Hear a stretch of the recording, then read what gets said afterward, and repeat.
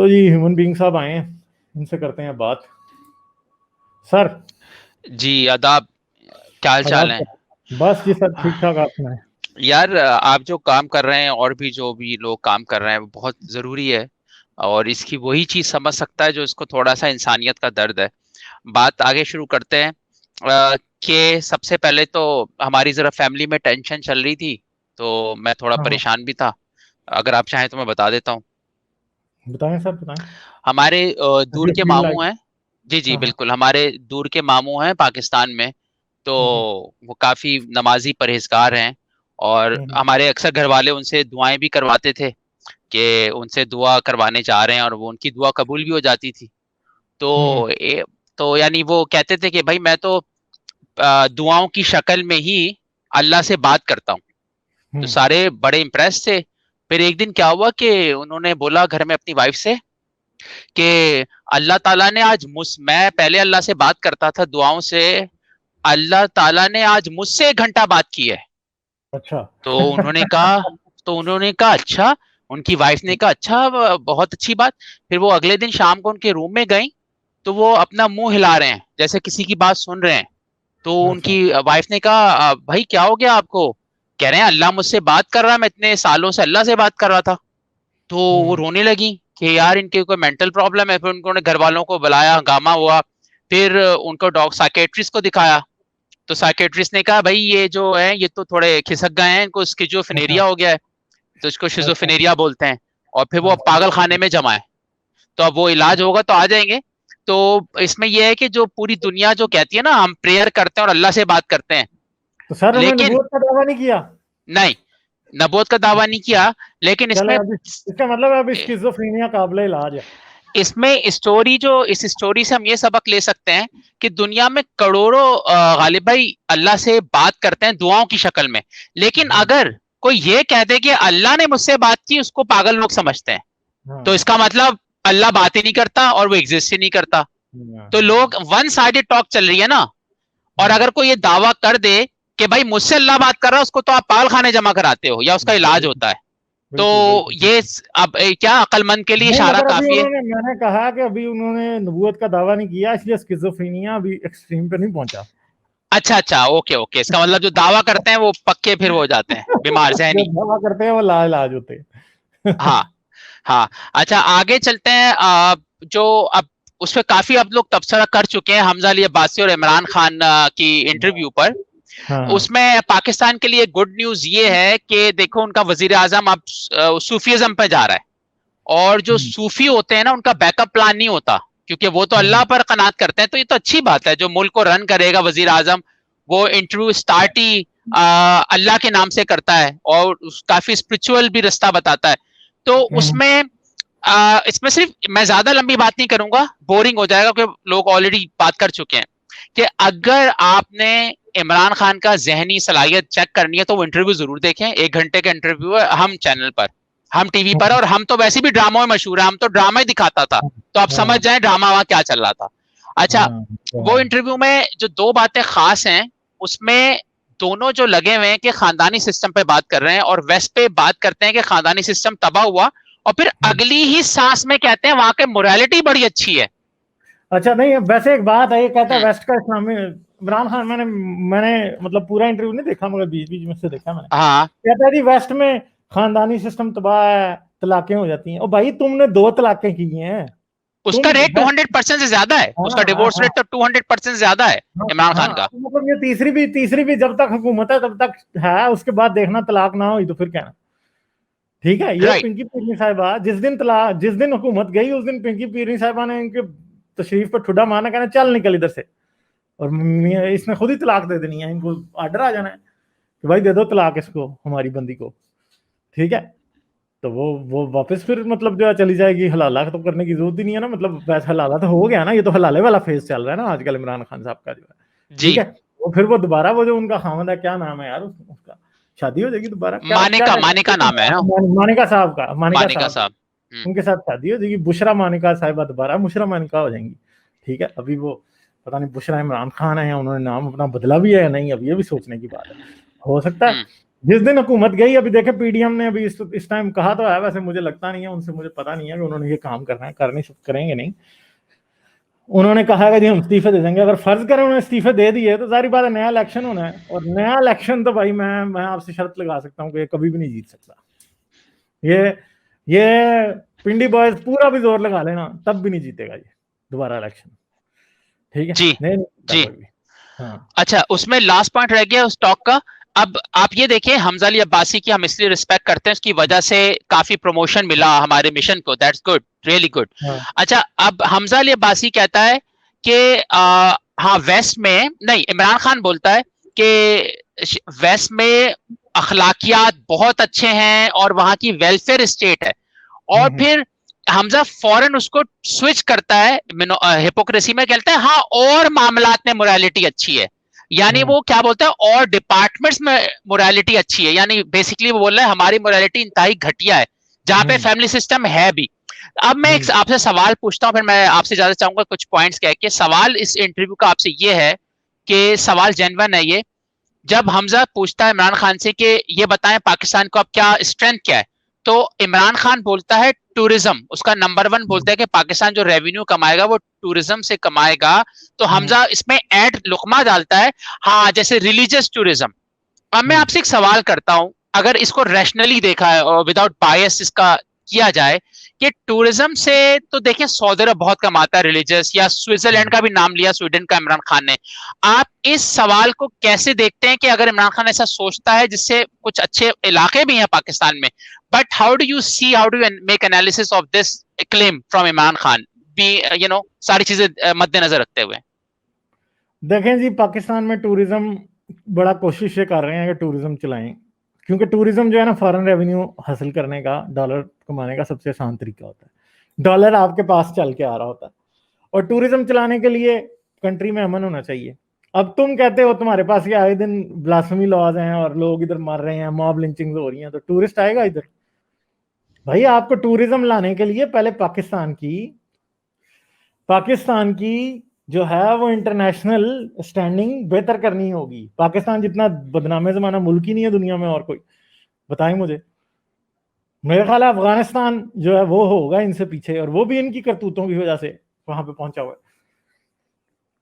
तो मतलब ये तो मतलब जो है ना, ये शेख चिल्ली के सपने हैं, समझ जाएं बस। अब क्या और उसमें बोलता है कि चाइना की जो काओ है वो ज्यादा 2 टाइम ज्यादा दूध देती हैं, तो हम कुछ ऐसा करें कि हमारी गांव जो गाय हैं वो ज्यादा दूध देने लग जाए। यार क्या बात कर रहा है प्राइम मिनिस्टर होके। अच्छा, मैं इसमें एक जुमला ऐड करता हूँ दूध की दुकान से और अंडों से बाहर ही नहीं निकल रहा अभी तक। हाँ, मैं एक जुमला ऐड करता हूँ, टूरिज्म वाला आइडिया बहुत अच्छा है, लेकिन एक बात बताएं, टूरिज्म के लिए आपको अच्छी सड़कें चाहिए होती हैं, आपको अच्छी पुलिसिंग चाहिए होती है, तो आप जब तक अपनी इंडस्ट्रियलाइजेशन को और science, basically tourism depends on science, तो साइंस की तो उसने बात नहीं की यार। इसका सबसे ज्यादा डिपेंड करता है अमन अमान पे। जिस मुल्क में अमन नहीं है वहां पर टूरिज्म नहीं होता। जिस मुल्क में रोज दहशतगर्दी है, रोज मशाल खान जैसे वाकयात हो रहे हैं, ठीक है, तो वहां पे तो टूरिज्म नहीं आता ना। बताए ना मुझे, क्यों आएगा टूरिस्ट यूरोप से? देखें दुनिया में यूरोप और अमेरिका और ये जो फर्स्ट वर्ल्ड है यही टूरिज्म करती है ना। साउथ कोरिया, जापान, यही मुल्क है ना ये, जहां कहीं जाएं तो वहां पे पैसे खर्चते हैं, ठीक है। तो इसके अलावा तो कोई नहीं है। तो भाई अब टूरिस्ट अगर आपने मंगवाने हैं तो टूरिस्ट अब आपके मतलब जो है ना वो सोमालिया से तो नहीं आने लगे ना। टूरिस्ट तो आपके वहीं से आएंगे ना जहां से, जिनके पास पैसे हैं, और जिनके पास पैसे हैं वो ये देखते हैं कि भाई अमन अमान हो। गवर्नमेंटों ने सर्कुलर जारी किए होते हैं कि भाई ये कंट्रीज आपके ट्रैवल करने के लिए सेफ हैं, ये आपके ट्रैवल करने के लिए सेफ नहीं है, इसलिए यहाँ ना आ जाएं। तो अब मुझे बताएं कि फिर ये क्या कैसे हो सकता है टूरिज्म? पाकिस्तान में टूरिज्म की कोई उम्मीद नहीं है दूर दूर तक। ये आप बिल्कुल मतलब ये ठीक है, ये आजकल इन्होंने ट्रैवल ब्लॉगर्स को पैसे दे दे के मंगवा रहे हैं ये, ठीक है, और वो आते ही फिर उनसे पैसे देते हैं, तो साथ ही उनसे इस्लाम भी कबूल कर लेते हैं, चल करवा लेते हैं, भाई तो हमने तुम्हें पैसे दिए, अब इस्लाम भी कबूल करो, ठीक है जी। तो फिर वो पहले आते हैं वो टूरिस्ट बन के, फिर बाद में वो जाते हैं मुल्ला बन के। तो मुझे बताएं फिर कौन आएगा? सही, ठीक है हाँ, ठीक है। इस इंटरव्यू पे ज्यादा बात करूंगा तो ज्यादा पॉलिटिकल टॉक हो जाएगी, तो let's move to the other points. जो लास्ट पॉइंट्स है थोड़े बहुत को मैं बता देता हूं आपको, कि हमने अक्सर ड्रामों फिल्मों में देखा गालिब भाई कि औरत की शादी नहीं होती ना तो वो मजार पे जाती है, उस पर सॉन्ग्स भी बहुत बनाते हैं, इंडिया वाले भी पाकिस्तान वाले भी। तो मैं ये सोच रहा था कि यार औरतें जब उनकी शादी नहीं होती और वो मजारों पे दुआ करने जाती है ना, तो उनकी एक एक ख्वाहिश पूरी हो जाती है, वो है माँ बनने की। क्योंकि वहां पर इतना सेक्सुअल अब्यूज होता है, शादी हो ना हो मगर उनका माँ बनने की ख्वाहिश पूरी हो जाती है। मदरसों में ये 2 नंबर काम चलता है। दूसरी बात, हमारे पाकिस्तान जो अगर हम देखें वो 2 चीजों पर चल रहा है, एक है प्लेसिबो इफेक्ट पर और एक नसीबो इफेक्ट पर। आधी जो पाकिस्तान है वो प्लेसिबो करती है दुआ मांगकर, हर वक्त व्हाट्सएप पे दुआ आती है अल्लाह ताला हमारी मुश्किलें हल करे, तो ये हो गया प्लेसिबो। और अगर बुरा हो जाता है यार ये तो नसीब था। तो हमारा पूरा माशरा based on 2 things, placebo effect और नसीबो इफेक्ट। नसीबो लाल ना समझे दोस्त हमारे, नसीबो लाल अच्छी वो थी लोग सिंगर। अच्छा, अब और थोड़े 2-3 और पॉइंट्स रह गए कि साइंस का मैं सोच रहा था, साइंस है क्या चीज। एक मेरे दोस्त से साइंस में बड़े अच्छा डिस्कशन हुआ, उस पर हम बाद में बात करेंगे, बड़े अच्छे पॉइंट्स से उसके, मैं आपसे जरूर बात करूंगा साइंस पर, बहुत अच्छी बातें की उसने। लेकिन साइंस को मैं जो समझाऊं गालिब भाई कि साइंस आपके खुदा को मानने के ऑप्शंस को कम करती है। जैसे आज से 2000 साल पहले लोग सूरज को मानते थे, साइंस ने बोला भाई ये तो आग का गोला है। फिर लोग कहने लगे यार ये पानी जो है ये हमारा खुदा है, साइंस ने बोला ये तो H2O से बना हुआ है। यानी साइंस जो है ना आहिस्ता आहिस्ता आपके खुदा के जो ऑप्शन है कम करती जा रही है। जैसे आज ये कोई नहीं कहता कि जो बारिश है वो हमारी खुदा है। आज से पुराना आदमी कहता हो, क्योंकि साइंस कहती है भाई ये बारिश जो है ये तो जो कौन सा सिस्टम कहलाता है, इवेपोरेशन सिस्टम, जिससे नीचे से ऊपर बादल जा रहे हैं। तो हाँ, साइंस खुदा को नहीं आपको दिखा रही, सिर्फ साइंस आपके ऑप्शंस को कम कर देती है। ठीक है, तो मैं इस पे एक जुमला बोलूंगा जो पंच लाइन हो सकता है कि जिस शख्स को, खासतौर पे पाकिस्तानी मुसलमान बेचारे, जिसको साइंस का नहीं पता वो हर चीज को खुदा कह सकता है, पीरियड।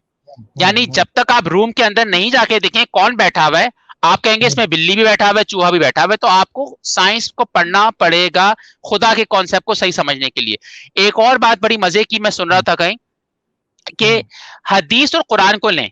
अब ये मोमिनों का इसमें चाल चेक करें कि हदीस जब आप इनके सामने जो हारी सुल्तान सीरीज कर रहे हैं उस पर हदीसों पे काम कर रहे हैं, हदीस अगर इनको टेढ़ी मेढ़ी लगती है ना तो इसको उन्होंने सीखा है ज़ईफ हदीस, सही हदीस। अच्छा, कुरान में ये गेम नहीं कर सकते थे क्योंकि कुरान को कहते हैं लफ्ज चेंज ही नहीं हुआ। तो कुरान में कभी ये नहीं बोलते कि ज़ईफ आयत या सही आयत, ये कहते हैं कॉन्टेक्स्ट, इंटरप्रिटेशन। तो इन्होंने इनका बॉल गेम डिफरेंट है ना। हदीस का बॉल गेम है ज़ईफ, आपको चुप करा देगा मोमिन, और कुरान का है बॉल गेम कॉन्टेक्स्ट चेक करो। मैं कॉन्टेक्स्ट को ज्यादा घास नहीं डालता गालिब भाई। क्यों? अगर आप कोई भी मोमिन ये बोलता है ना कॉन्टेक्स्ट चेक करो, फिर मैं बोलता हूं एक जुमला बोलो कि कुरान इनकम्प्लीट किताब है, जो आपने वीडियो बनाया था ना लूली लंगड़ी, जिसकी स्पेलिंग पे लोग हंस रहे थे, पता नहीं क्या समझ रहे थे, स्पेलिंग खतरनाक थी उसकी, लोग समझ रहे थे कोई और लूली लंगड़ी की बात। तो हाँ, वो आपने ऑलरेडी वीडियो बनाया कि भाई अगर तुम कॉन्टेक्स्ट की बात करते हो, मैं अग्री हूं मोमिनो, लेकिन फिर आप ये जुमला ऐड करो कि कुरान इनकम्प्लीट किताब है, ये दावा फिर खत्म करो। अच्छा, और एक और 2 बातें और रह गई कि भाई ये कहना अरबी को अजमी पर और अजमी को अरबी पर कोई फजीलत नहीं, जो आखिरी खुतबा हजरत मोहम्मद का। तो अब इसमें कहीं बड़ा अच्छा मैंने पढ़ा कि अरबी को अजमी पर, अजमी को अरबी पर कोई फजीलत नहीं सिवाय सैयद के। हम तो सैयद में लड़की ढूंढेंगे, हम तो सैयद में लड़का ढूंढेंगे। तो सैयद जो है इनकी अभी भी एडिशनल नबी के खानदान की जात समझी जाती है। ठीक है। अच्छा, लास्ट बात, अगर आप उनको जानते हो, अजीमुर रहमान उस्मानी, इनका YouTube चैनल है गालिब भाई। सिर्फ आखिरी बार मैंने आपको उसका स्क्रीनशॉट भी भेजा है, क्योंकि मैं उसका अगर आप वीडियो चला देंगे वो स्ट्राइक मार देगा। मैंने इसलिए ना आपको लिंक नहीं भेजा, हाँ वो स्ट्राइक मार सकता है। मैंने उसकी वीडियो पे खुद कमेंट कराया था। अच्छा, अब देखें, सिर्फ मैं आखिरी बात करके आपसे ज्यादा चाहूंगा, अजीमुर रहमान उस्मानी साहब आम आदमी नहीं है, ये शब्बीर उस्मानी साहब के रिश्तेदार हैं। वो शब्बीर उस्मानी साहब जिन्होंने कायदे आजम की नमाज जनाजा पढ़ाई थी, तो is not the ordinary guy.